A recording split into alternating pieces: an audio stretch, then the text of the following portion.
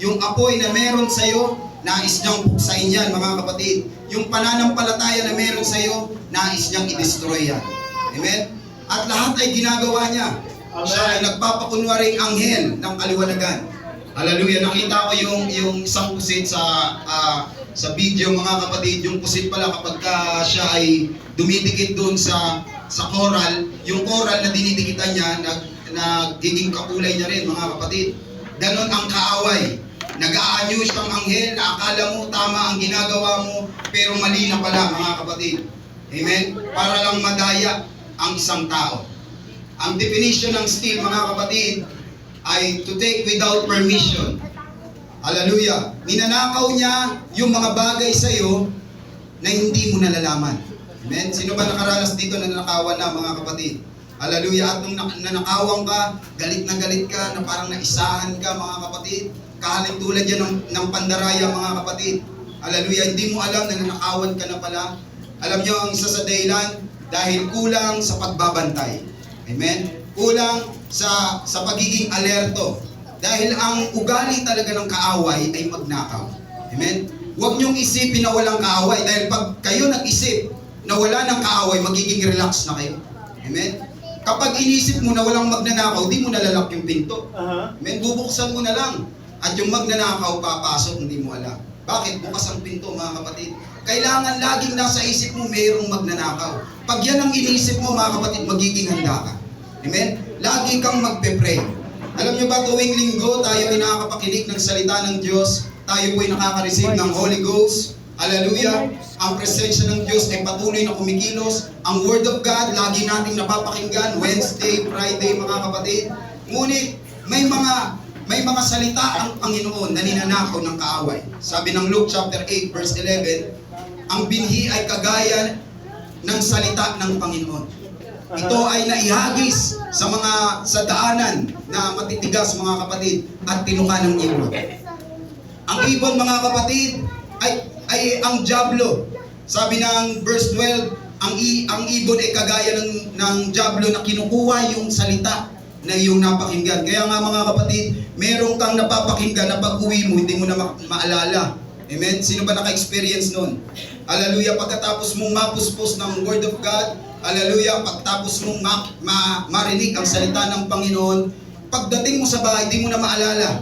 Amen? Dahil ang diablo kaagad kinukuha yan. Sabi ng Bible, ang dahilan kung bakit niya kinukuha yan, mga kapatid, upang hindi ka maligtas, hindi ka manalig. Sabi ng Luke chapter 8 verse 12, mga kapatid, hindi niya ninanakaw yan para pakinabangan niya dahil walang saysay yan sa kanya. Papunta na siya sa impyerno, mga kapatid. Kaya niya ninanakaw yan para hindi ka manalig at hindi ka maligtas. Kaya tuwing Sunday, mga kapatid, lagi tayong mag-pray na palambutin ang ating puso. Itanim ng Diyos ang salita niya sa ating puso at isip para hindi nakawin ng kaaway. Lagi natin ipag-pray na, Lord, iukit mo ang iyong salita sa aking puso para hindi nakawin ng kaaway. Ikintal mo ang iyong salita sa aking puso para hindi nakawin ng kaaway. Dahil pag hindi mo yung ginawa, mga kapatid, ang ating puso magiging bato. At pag ang bato ang puso ng tao, madaling manakaw ng kaaway, mga kapatid. Kaya ginamit ng Bible yung steal, yung pagnanakaw, dahil ginagawa ng kaaway, umaatake siya nang hindi mo nalalaman. Amen? Kumikilos siya nang hindi mo nalalaman. Hindi mo napapansin, ninanakaw na ang iyong kagalakan. Hindi mo napapansin, humihina na ang iyong faith sa Diyos. Na dating nag-aapoy ka, hindi mo alam na ninanakaw na yung kagalakan, yung kapayapaan, yung init mo sa paglilingkod, na dati grabe ka magpuri, grabe ka magsamba sa Panginoon, hindi mo napapansin, ninanakaw na ng kaaway. Hallelujah. Praise God, hallelujah. But kung magbabantay ka at mananalangin at laging handa, hindi magagawa ng kaaway yan. Sabi ng Panginoon, magbantay kayo at manalangin upang huwag kayong madaig ng tukso. Sabi ng Panginoon, maging handa kayo at magbantay sapagkat ang diablo, ang inyong kaaway, ay parang liyong umatungal. Hallelujah. Sa panahon natin ngayon, mas lalo, sa time natin, mga kapatid, dahil dumadami na ang nakakapakinig ng salita ng Diyos online, hallelujah, sa ating general conference, ang dami nang naaabot ng Word of God, mga kapatid. Hallelujah, marami nang nakakilala sa Panginoon, marami nang nagpapabaptize sa pangalan ng Panginoon, mas lalong nagagalit ang kaaway. Gumagawa siya, mga kapatid. Kung gumagawa ang UPC, gumagawa rin siya. Dahil yan ay trabaho niya na, mga kapatid. Hallelujah. Kaya kung ikaw ay nakakaranas ng hirap, mga kapatid, maging handa. Mag-pray. Pray without ceasing, mga kapatid. Magpuri sa Panginoon. Sa time ng pagsubok mo sa iyong buhay, mga kapatid. Hallelujah. Alam niyo, pag tayo sinusubok, hallelujah, alam niyo ang inuudyok sa atin ng kaaway. Pag nasa trials tayo, parang walang Diyos. Amen? Sinasabi ng kaaway sa atin, walang Diyos, huwag ka maniwala, huwag ka na magsimba. Amen? Hallelujah. But I believe, mga kapatid, pag ikaw ay nag-pray, at sinabi mo sa iyong puso, hallelujah, sabi ng Deuteronomy chapter 31 verse 8, hindi ako pababayaan ng Panginoon. Hanggang sa huling yugto ng aking buhay, hindi ako iiwan, ni pababayaan man ng Panginoon. Hallelujah. At kapag tayo dumadaan sa financial crisis, wala nang maisaing mga kapatid, hallelujah, paubos na ang budget. Kung minsan ang kaaway, sinasabi niya, huwag ka na mag-pray, tignan mo, punta-punta ka ng church, wala ka namang maisaing, paubos na ang iyong budget. Huwag ka na mag-pray, pero mag-pray ka, mga kapatid. Amen. Dahil ginagawa ng kaaway ay kabaligtaran, mga kapatid. Hallelujah. Pag ikaw ay nag-pray, gamitin natin ang salita ng Panginoon. God will supply all our needs according to His riches and glory. Amen. Amen. Susuplayan ako ng Panginoon. Sa time na meron kang sakit, hallelujah, sasabihin ng diablo, hindi totoo na ang Diyos ay nagpapagaling. Huwag ka na mag-pray. Huwag ka na mag-pray, huwag ka na magpa-pray kay pastor dahil hindi ka gagaling. Amen? Pero sa iyong isipan, mga kapatid, pag buo ang salita ng Panginoon at nag-uumapoy, hallelujah, masasabi mo na lang sa iyong puso kahit ikaw ay may sakit, hallelujah, sa iyong mga latay, Panginoon, ako'y gagaling. Hallelujah, ikaw ang dakilang manggagamot, Panginoon. Kahit ako'y nilalagna, kahit mahina ang aking katawan, kahit may pilay ako, ikaw ang dakilang manggagamot. Yes. Hallelujah. Sa iyong latay, Panginoon, ako'y gagaling. Hallelujah. At ang presensya ng Panginoon, ito yung napakahalagang bagay na ating natanggap. At matatanggap natin yan kung meron kang malalim na pananampalataya sa Panginoon. Sabihin natin faith. Faith. Hallelujah. Pananampalataya. At yung faith mo, ito yung gustong sirain ng kaaway, mga kapatid. Gustong nakawin ng kaaway. Amen. Sa panahon ni Esau at ni Jacob, mga kapatid, bago tinawag si Jacob ng Diyos, siya po ay magnanakaw. Amen. Si Jacob po ay magnanakaw. Amen. Kaya nung si Esau, sila ay magkapatid, mga kapatid, alam natin ang storya na ito. Nung ipinanganak sila, si Jacob nakahawak sa Sakong. paa, sa sakong ni Esau, mga kapatid. Hallelujah. At isang araw si Esau kasi ay mga ngaso, mga kapatid. Gutom na gutom siya. Dumating siya kay Jacob, Jacob, lutuan mo nga ako ng makakain sapagkat gutom ako. Itong si Jacob, mga kapatid, napakautak. O bago kita pakainin, bigay mo muna sa akin yung pagkapanganay mo. Alam niyo yung pagkapanganay ay nagre-represent sa faith mo sa Panginoon. Yung pagkapanganay sa time nila ay napakahalaga. Amen? Kapag ikaw ang panganay sa time na yon, pagpapalain ka, lahat ng otoridad ng iyong ama ay nasa iyo, yung kayamanan ay nasa iyo, kapag ikaw ang panganay. Ngunit dahil sa gutom ni Esau, anuin ko naman sa pagkapanganay ko na yan, kung magutom naman ako. Sabi ng Bible, mga kapatid, basahin yung Genesis chapter 25 verse 32, mga kapatid. Anuin ko naman yung pagkapanganay ko, kung magutom naman ako. I mean, parang sa ating mananampalataya yan, anuin naman natin yung faith, kung wala naman tayong makain. Anuin ko naman yung pagsisimba kung wala akong makain, magtrabaho na lang ako. Parang ganun, mga kapatid. Alam niyo, ang kaaway, binubuyo ang tao. Hallelujah. Kapag wala ka ng makain, ginagamit niya yung mga bagay dito sa mundo. Magtrabaho ka, kahit linggo. Pwede ka na magsimba ng susunod na di ba? Ganyan ang ginagawa ng kaaway. But I pray, mga kapatid, hallelujah, na lagi nating asamin na makinig ng Word of God. Dahil sa pakikinig ng salita ng Diyos, doon tumitibay ang ating pananampalataya. Isa sa tinatarget niya, yung hindi ka makapakinig ng salita ng Panginoon.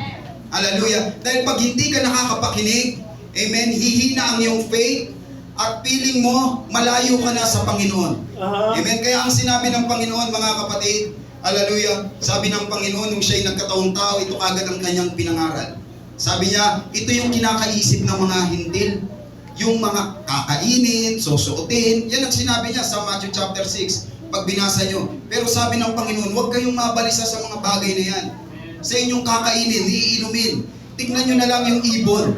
Hallelujah. Tignan nyo yung ibon, hindi siya nagtatanim, wala siyang SS, wala siyang PhilHealth, mga kapatid. Hindi siya nag-iisip ng kinabukasan, pero pinapakain siya ng yung amang nasa langit. Hallelujah. Ano ba ang higit sa inyo? Yung pagkain o yung buhay? Sabi ng Panginoon, di ba, mas higit ang buhay kaysa pagkain. Amen. Amen? Hallelujah. Yan ang tinuturo ng Panginoon. Higit ang buhay kaysa pagkain. Hallelujah. Praise God. Yan ang iniisip ng mga tao. Pero sabi ng Panginoon, masdan nyo ang ibon. Hindi siya nagtatanim, hindi siya nag-iimbak. But hindi ibig sabihin na huwag ka na mag-ipon, mga kapatid. Mag-ipon ka pa rin. Pero pagka yung pagkain ang umahad lang sa iyo sa pakikinig ng salita ng Panginoon. Hallelujah. Diyan ka na napupunta sa impyerno, mga kapatid. Patungong kapahamakan, mga kapatid. Hallelujah. Sabi ng Panginoon, higit pa ang kayo kaysa sa ibon. Dahil ang ibon nung nilikha niya, ginamit niya ang kanyang salita. Magkaroon ng hayop sa kalangitan, magkaroon ng hayop sa karagatan. Pero nung nilikha ka, sabi ng ating pastora, di ba? Pastor Bioli, nung ikaw ay nilikha, ginamitan ka ng kamay ng Panginoon. Hallelujah, binuo ka ng Panginoon. Hinulma ka na tao. Hallelujah, galing sa alubok, hinulma ka. Inunti-unti kang maging tao, mga kapatid. At nung na-form ng tao, hiningahan ka ng Panginoon. Amen? At habang nililikha ka ng Panginoon, mga kapatid, halos katulad ka niya. Sabi ng Bible, gawin natin siya ayon sa ating wangis. Ayon sa wangis. Habang nililikha ka ng Panginoon, ito ba ang aking itsura? Ito ba ako? Amen? Nililikha niya ang iyong kamay at hiningahan ka. Grabe ka, precious ka sa Panginoon, mga kapatid. Kung ang mga ibon ay pinapakain, how much more ikaw pa kaya? Amen. Amen? Nagaling sa wangis ng Panginoon. Hallelujah. Kaya mga kapatid, walang dahilan para siya ay ating purihin. Walang dahilan para siya ay ating paglingkuran, mga kapatid. Hallelujah. Kung sa time na walang-wala ka na, mga kapatid, pupunan ka ng Panginoon. Hallelujah. Huwag ka lang makinig sa kaaway. Amen. Itong sunod na mensahe, mga kapatid, ikakat ko sana ito dahil sobrang sakit nitong mensahe na to. Amen. Hallelujah. Baka pagka i-share ko to, sabi ko, Lord, ibahin ko na lang yung ituturo ko. Ikat ko na lang to. Dahil baka masaktan yung ibang mga kapatiran. Ayoko makasakit, mga kapatiran. Amen. Pasensya na po kung may masaktan man sa inyo. Humingi ako ng hallelujah, pasensya. Pero ito ang binibigay talaga ng Panginoon. Habang ako'y nagbabasa, iniba ko, mga kapatid, nabasa ko yung panahon ni Samuel. Si Samuel ay binigyan ng mensahe ng Panginoon. At dahil sa takot ni Samuel, ayaw niyang i-share kay Eli. Dahil si Eli, papatayin pati yung anak niyang dalawa. Mamamatay yung kanyang anak na dalawa, pati si Eli. Ayaw sabihin ni Samuel. Pero alam ni Eli na may mensahe ang Diyos. Sabi niya, Samuel, sabihin mo. Dahil pag hindi mo sinabi, ikaw ang mapapahamak. Magagalit sa iyo ang Panginoon. Parang tinamaan ako, mga kapatid, pag hindi ko ito i-share sa mga kapatiran, baka magalit sa akin ang Panginoon. Amen? Kaya ito'y i-share ko na lang sa inyo, mga kapatid. Hallelujah. Handa na ba kayo, mga kapatid? Amen. Huwag kayong magagalit sa akin, mga kapatid. Ha? Palakpakan natin ang Panginoon. Amen. Hallelujah. Praise God. Isa sa dahilan, mga kapatid, kaya hindi ka nakaka-receive ng Holy Ghost, hindi ka na-re-refresh. Hallelujah.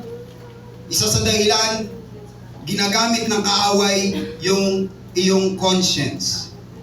Hallelujah. Ginagamit ng kaaway yung iyong ego. Yung ating nakamit dito sa lupa. Yung ating consciousness sa kamalayan sa mundo. Ginagamit ng kaaway. Amen?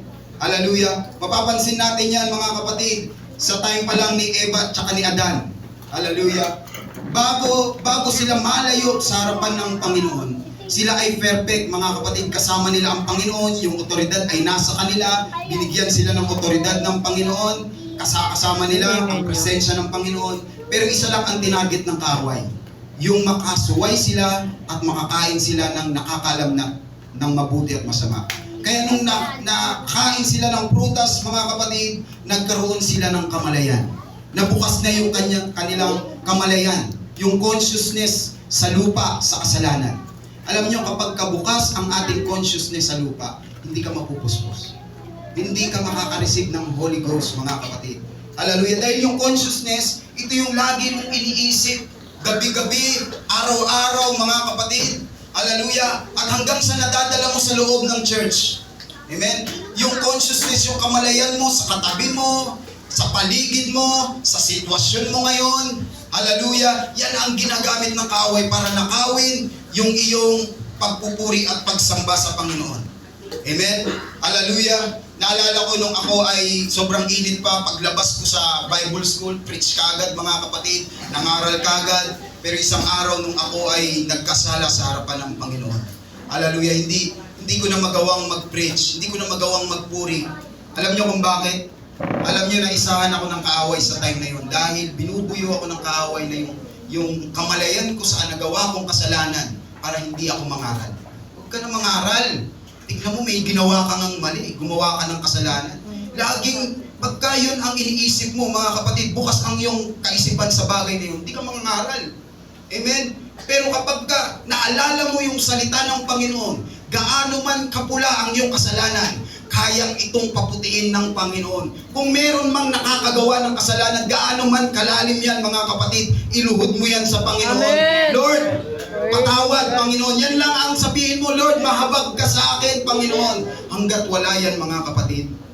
Hallelujah, hindi ka makakapangaral ng salita ng Panginoon. Amen. Tatalian ka ng iyong consciousness, mga kapatid. Hallelujah. Kung minsan hindi tayo nakaka-receive ng Holy Ghost, hindi ka nare-refresh dahil iniisip mo ang iyong mukha. Amen. Hallelujah. Iniisip mo na kapag ka yung luha mo, yung sipon mo ay maghalo, baka makita ni sister, makita ni brother, nakakahiya naman. Kaya pipigilan ko. Di natin napapansin na yung kaaway ginagamit yun. Huwag kang iiyak. Huwag kang luluha. Yung sipon mo, pag naghalo, tatawanan ka ni sister. Oh. Ganyan ang kaaway, mga kapatid. Pero I believe, mga kapatid, pag ang Diyos talaga ang pinupuri mo sa iyong isip at puso, hindi mo iisipin ang iyong katabi. Amen! Amen? Hindi mo iisipin kung anong iniisip ng iyong katabi. Hallelujah! Pag talagang nagpupuri ka sa Panginoon, kahit anong buyo ng kaaway, hallelujah, I challenge you kapag ka imiyak ka sa Panginoon, hayaan mong tumulog, hallelujah, sa sahig. Hallelujah. Dahil sabi ng Bible, iniipon ng Panginoon yan. Ang mga luhang lumalabas sa iyong mata, mga kapatid, iniipon ng Panginoon yan. Yan ay pagpapala sa atin, mga kapatid. Hallelujah. Minsan ginagamit ng kaaway yung ating consciousness sa ating katabi. Pagka meron kang katabi, hirap magpuri, nakakahiya. Amen? Sino ba naka-experience niyan, mga kapatid? Ako na-experience ko yan. Pag meron kang katabi na ayaw magpuri, parang ikaw, ayaw mo na rin magpuri. Amen? Pagka professional yung katabi mo, nakakaya naman. Hindi natin napapansin na yung kaaway, ginagamit pala yun. Huwag kang magpuri dahil yung katabi mo, di-distract. Baka mabunggo mo, ganyan ang kaaway. Hallelujah. At sabi ng isang pastor, humanap ka ng lugar. Amen. Effective yan, mga kapatid. Kapag ka yung katabi mo, hindi ka makapagpuri dahil nadi-distract ka, humanap ka ng lugar. Tama naman, mga kapatid. Ginawa ko yan, in-apply ko yan. Pero yung conviction ng Diyos sa aking buhay, ba't ka hahanap ng lugar? Amen? Kailangan i-challenge mo yung katabi mo. Sabi ng Panginoon, huwag kang mahawa sa espiritu niyang hindi nagpupuri. Dapat siya yung hawaan mo. Amen! Amen? Hawaan mo siya ng pagpupuri mo. Hindi dapat ikaw ang mahawa dahil apostolic tayo. Yes, Alam niyo kung sino man amen. dapat mahiya. Hallelujah. Hallelujah. Yung mga hindi nagpupuri. Bakit? Apostolic ka eh. Amen? Apostolic tayo. Nakakaya na hindi ka sisigaw sa harapan ng Panginoon. Praise Ang God. apostolic ay sumisigaw. Yes, Ang apostolic ay amen. nagpupuri. Alam mo kung meron ng Hallelujah. dapat mahiya dito, yung mga taong hindi nagpupuri. Praise Hallelujah. God. Nasa tamang lugar ka. Nasa tamang oras ka. Amen. Hawaan mo siya. Maging starter ka ng pagpupuri. Praise Hallelujah. God. Dahil isang paraan para kumilos ang Diyos ay ang worship, mga kapatid. Amen. At ito yung kanyang binubuyo pag ikaw ay magsisimba. Hallelujah, huwag kang magpupuri. Dahil alam niya, hallelujah, kapag ikaw ay nagbigkas ng salita, Hallelujah, papuri sa harapan ng Panginoon. Alam niya nakikilos ang Panginoon. Amen? Hallelujah, ang Diyos ay nananahan sa mga taong nagpupuri. God inhabits the praises of His people. Wala siyang nananahan kung walang magpupuri, mga kapatid. Hanggang magpupuri ka, mararamdaman mo ang presence ng Panginoon. Hallelujah. We worship you, Jesus. Hallelujah. Sometimes, mga kapatid, ginagamit ng kaaway yung mga naabot natin sa buhay. Totoo, mga kapatid, marami akong nakitang manager, hallelujah, bossing, hallelujah, professional, na grabe magpuri, mga kapatid. Alam niyo, nahahamon ako sa kanila eh.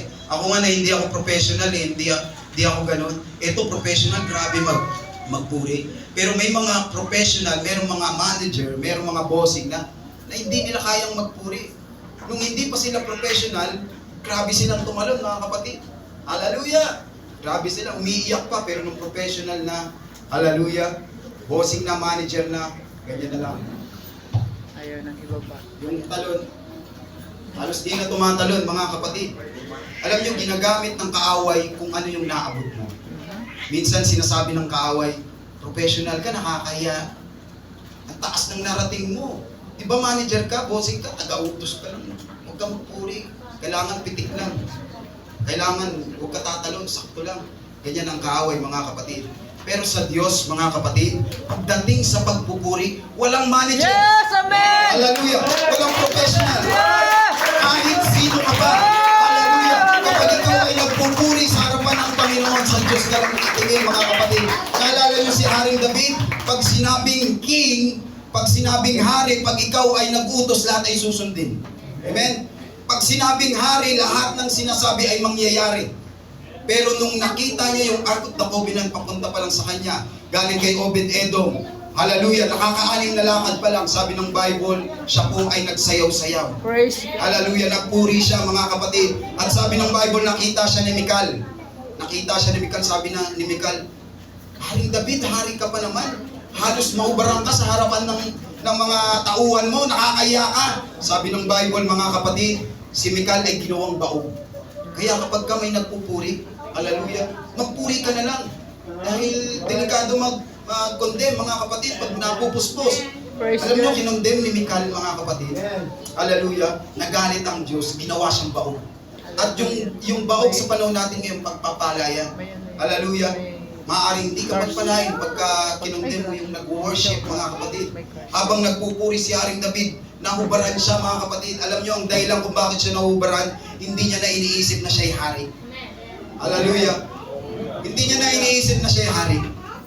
Ang pagpupuri, hindi mo iisipin kung ano ka. Amen! Ano man ang naabot mo, hindi mo iisipin Yes, yan, mga kapatid. hallelujah! Professional ka, bossing ka. Hallelujah. Pagdating sa pagpupuri, hindi yan dinadala sa Diyos. Hallelujah. Purihin ang Panginoon. Hallelujah. Praise God. At ito yung lagi kong daladala noon. Kaya, nang napuspos ako, tas nagkaroon ako ng mensahe ng Panginoon, sabi ng Joel chapter 2, ibubuhos ko ang banal na espiritu sa lahat ng laman. Sabi ng Joel.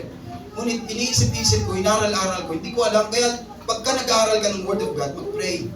Dahil inalipin ako nito, mga kapatid. Ang inisip ko, yung Holy Ghost ay kagaya ng ulan, at yung ulan ay may kapanahunan. Diba? May tag-ulan, may tag-araw, mga kapatid. Ngayon, dahil hindi ako napupuspos, iniisip ko, ay hindi season. Hindi Amen? panahon. Hindi panahon na ako'y mapuspos. Praise God. Amen. Yung iniisip ko, sunod na linggo, hindi ako napuspos, siguro hindi season. Hanggang sa nasasanay na ako, mukhang nautakan na ako ng kaaway. Amen? Hanggang sa nasasanay. Alam nyo, habang inaaral ko ito, binalikan ko ulit, ang Espiritu ng Panginoon ay inaalin tulad sa ulan. Amen? Inaalin tulad sa ulan. Pero yung kapanahunan ng ulan, hindi siya kagaya nun. Yes. Amen? Bakit, mga kapatid? Yung ulan, hanggat may moist na umaangat, may ulan. Napansin nyo ba kahit tag-araw, paghapon umuulan? Kahit panahon ng tag-araw, umuulan. Bakit merong moist na umaangat? Hallelujah. Kaya tinatawag nating tag-ulan, mga kapatid, dahil maraming moist na umaangat, kaya tag-ulan. Anong point, mga kapatid? Yung moist, yun yung talagang nagbibigay ng ulan, mga kapatid. At yung moist ay kagaya ng pagpupuri mo sa Diyos. Amen! Pwede kang mapuspos anytime, anywhere, mga kapatid. araw-araw pwede kang mapuspos. Ano lang ang dahilan? Kulang sa worship, mga kapatid. Yes. Yung worship, kahit anong oras, pag yan umangat sa kalangitan, bubuhos yan, mga kapatid. Hallelujah! Kahit anong oras, bubuhos yan. Praise God! Alam niyo kung bakit hindi kayo pupuspos, mga kapatid? Kulang sa pupuri, mga kapatid. Galing sa puso. Hallelujah, kailangan merong moist na aakyat. Kasi kung walang moist, walang ulan, mga kapatid. Hallelujah. Kung walang pag-akyat ng mga moist sa kalangitan, kahit tag-ulan, di yan uulan, mga kapatid. Kaya lang nagiging tag-ulan dahil maraming moist na umaangat. Hallelujah. Maraming moist na umaangat sa kalangitan at bumubuhos ang ulan. I believe kapag ikaw ay patuloy na nagpupuri, umaangat ang iyong worship sa Panginoon. Hallelujah. Hallelujah. Pumupunta sa kalangitan, mga kapatid. Bumubuhos yung banal na Espiritu na ikaw lang ang nakakalam. Dahil ang worship, personal yan sa iyong puso, kapatid. Hallelujah. Hindi yan tungkol sa katabi mo. Hindi yan tungkol sa hanapin mo. Kapag ikaw ay nagpupuri, umaangat at bababa naman sa ulan. Hallelujah. We worship you, Jesus. Purihin ang Panginoon, mga kapatid. Hallelujah. Kaya ang banal na Espiritu ay binubuhos hindi dahil kapanahunan mo, mga kapatid, kundi dahil yan sa pagpupuri mo sa Panginoon, mga kapatid. Hindi siya tali ng panahon. Amen? Hindi siya tali ng mga bagay dito sa mundo. Siya ang lumikha ng panahon. Kaya labas siya sa panahon. Inialin tulad lang yung ulan, mga kapatid, sa pagbuhos ng banal na Espiritu. Sa 1 Samuel chapter 4 verse 21. Sabi rito, mga kapatid, 1 Samuel 4:21, ang bata ay pinangalanan niyang Ikabod, na ang kahulugay umalis na ang kalwalatian ng Diyos sa Israel. Ang tinutukoy niya ay pagkuha ng kaba ng Diyos. Iniisip niya ang pagkamatay ng kanyang biyanan at ang kanyang asawa. Sa verse 22, inulit niya ang kalwalatian ng Diyos ay wala na sa Israel, sapagkat ang kaba ng Diyos ay kinuha ng Pelisteo. Sa 1 Samuel chapter 4, mababasa nyo dyan, nagkaroon ng gera sa pagitan ng Pelisteo at Israel, mga kapatid. Hallelujah. At naagaw ng mga Pelisteo yung kaba ng tipan. Amen? Na kumakatawan sa kalwalatian ng Diyos. So meaning sa Old Testament pa lang, yung kaba ng tipan ay inahalin tulad na sa kalwalatian ng Panginoon. At sa panahon natin, yan yung presensya ng Panginoon. Yan yung banal na Espiritu ng Panginoon. Alam niyo ang dahilan kung bakit nanakaw, dahil yung anak ni Eli, hallelujah, nilalapastangan yung kaba ng tipan, yung mga alay doon, nilalapastangan nila, wala silang takot sa Panginoon. Kaya kahit dala-dala nila yung kaba ng tipan, natalo sila. Amen? Hallelujah. Ang punto ko rito, mga kapatid, nung nakuha yung kaba ng tipan, ang mga Pelisteo, ang isa ang kaisipan, mga kapatid. Yung dahil sa kaba ng tipan, kaya sila nananalo. Yun ang iniisip ng mga Pelisteo. Kaya nung dinala nila yung kaba ng tipan, natakot sila. Matatalo na tayo, nandyan na yung kaba ng tipan, yung kalwalatian ng Diyos. Pero nanalo sila dahil may ginawa silang kasalanan, yung mga Israel. Pero nilaksan nila ang kanilang loob na agaw nila. Alam niyo sa conclusion ng Pelisteo, parang mga unbeliever to, mga kapatid.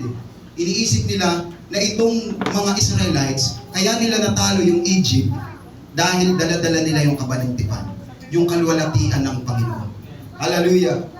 Alam niyo mga kapatid, ang kalwalatian ng Panginoon ay represent sa banal na Espiritu na natanggap mo. Amen? Hallelujah. Kaya yung kaba ng tipan, gustong nakawin niya ng kaaway sa iyo. Amen? At yung kaba ng tipan, yung kalwalatian ng Diyos, sabi ng Hebrew, mga kapatid, si Jesus, yung kalwalatian ng Panginoon. At sabi ng Romans chapter 8, yung Holy Spirit, yung kaba ng tipan, yung banal na Espiritu ay pumunta sa iyo. Amen? Kaya gusto kang buyuin ng kaaway, kaya ka inaatake ng kaaway, mga kapatid, hindi dahil magaling ka, hindi dahil matalino ka, kundi dala-dala mo yung kalwalatian ng Panginoon. Amen. Amen. Receive mo, nagliliwanag ka, mga kapatid. Hallelujah. Dala-dala mo yung kalwalatian ng Panginoon. Amen. Kaya ka inaatake ng kaaway, hallelujah, dahil bit-bit mo yung kalwalatian ng Diyos. Praise God. Hallelujah. At nung nanakaw nila yung kaba ng tipan, hallelujah, na nanakaw nila dahil hindi naman sila deserve sa kaba ng tipan. Amen. Kaya yung kaaway, pag nanakaw sa iyo yung kalwalatian ng Diyos, hindi siya deserve.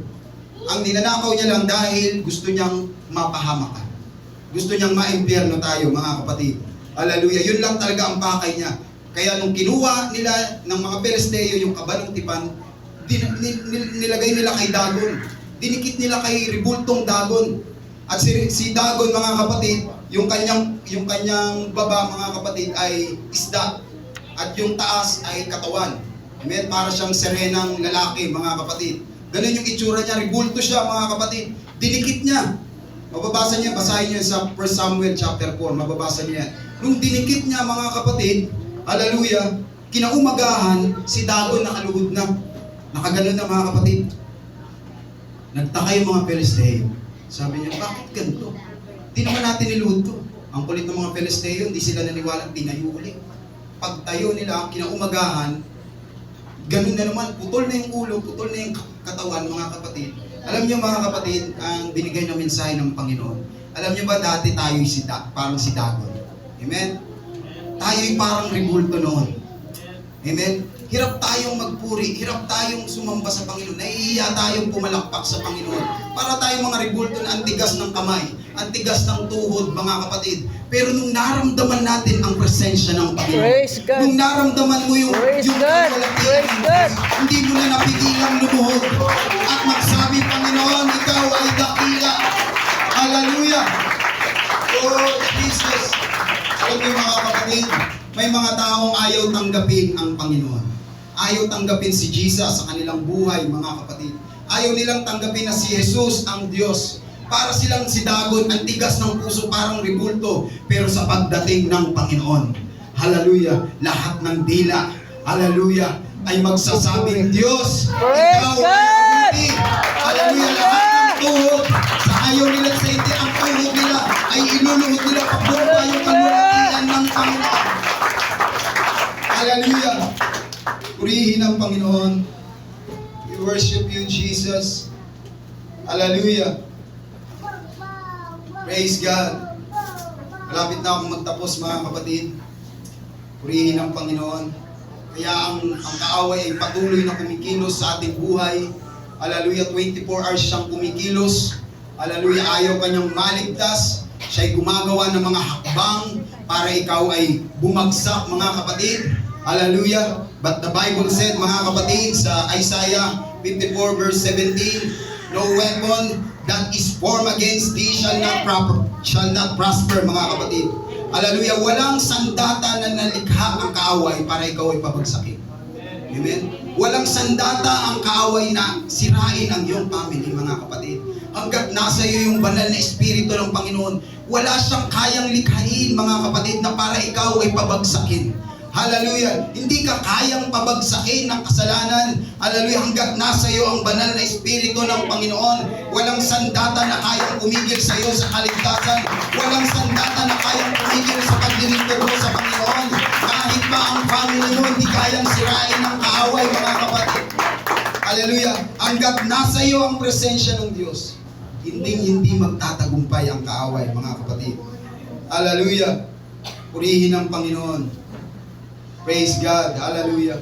Sometimes, ang labanan ay hindi patungkol sa kamay. Hindi patungkol sa sandata, mga kapatid. Hallelujah. Kung minsan, ang labanan ay hindi tungkol sa talino mo. Amen? Minsan, ang labanan ay patungkol sa spirit. Hallelujah. Sabi ng Bible, not by might, nor by power, but by the Spirit. Hallelujah. Kung ikaw ay nanghihina, kailangan mo yung banal na espiritu ng Panginoon. Amen. Hallelujah. Kung ikaw ay parang lugbok na sa iyong pananampalataya, kailangan mo ang banal na espiritu ng Panginoon. Hallelujah. Sa time na parang hindi mo kailangan mo, kapatid. Hallelujah. Purihin lang natin ang Panginoon para lagi tayong nag-iinit sa harapan ng Panginoon.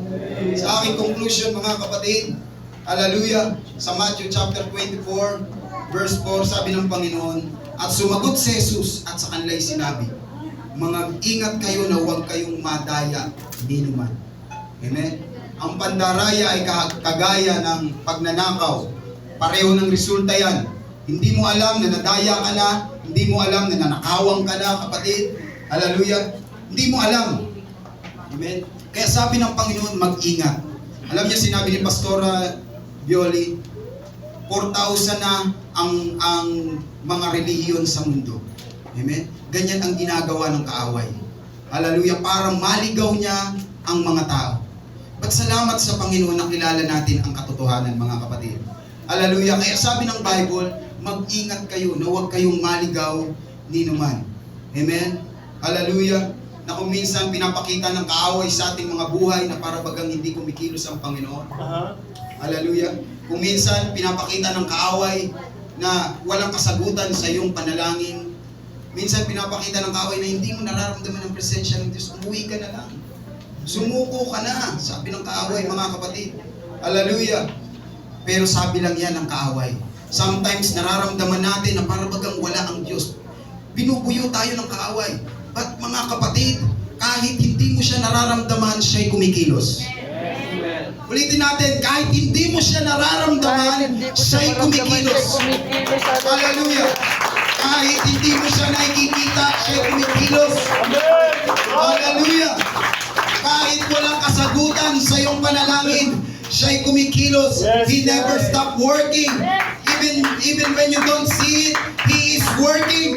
Even when you don't feel it, He is working. Hallelujah. Kahit yung katabi mo, hinang-hina na. Hallelujah. Siya'y kumikilos pa rin. Kahit disappointment ang umaharang sa iyo, kapatid, siya pa rin ay kumikilos, mga kapatid. Hallelujah. Tayo tumayo, mga kapatid.